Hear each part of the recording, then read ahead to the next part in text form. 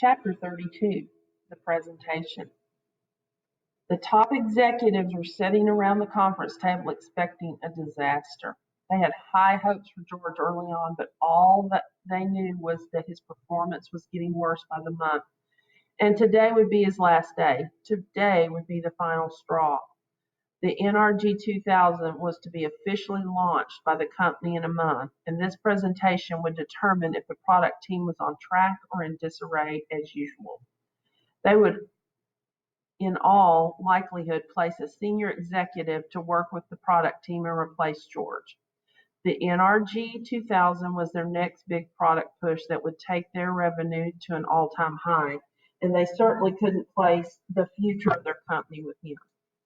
George stood at the front of the room and looked into their eyes. He could see their negativity and doubt. He knew they were expecting him to crumble and fail.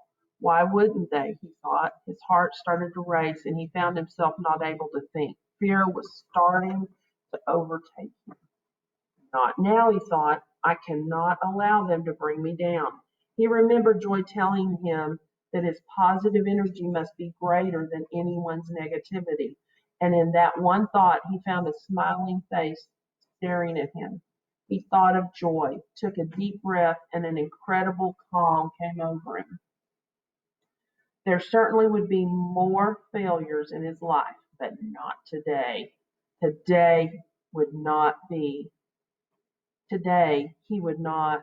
be allowed to fail. The executives were expecting a complete disaster, but George and his team delivered one of the best product launches ever seen. His bus was cruising, and the executives all jumped on for the ride.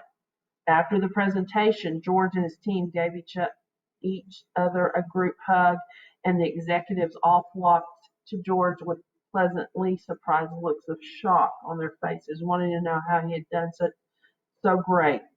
I decided it was time I stopped being just a manager and started being a chief energy officer, he told them. They had no idea what he was talking about, but it didn't matter. George wasn't going anywhere except to meet with his team. He would have plenty of time to explain to the execs how to get their own energy buzz and develop chief energy officers. But for today, he would take it easy, give his team the day off, and let them know how much he appreciated all they'd done. Today they hit a home run in the bottom of the ninth inning with the bases loaded, and it was cause for celebration. But interestingly enough, when George told his team they could all go home and enjoy the day off, none of them wanted to leave. They all wanted to celebrate with the team and George. They wanted to savor the sweet smell of victory and soak up the energy of the moment together. George began to understand that a team who puts their heart and soul into a project and works hard toward a shared purpose wants to celebrate together. They accomplished something amazing, and they deserved to bask in the light of a job well done. He couldn't deny them that. They were his team, and he loved them now more than ever. So instead of sending them home, George invited them all to lunch, where he treated them to an afternoon of food, fun, and unofficial team building. The team talked about their successes today, their plans of continued success for the road ahead.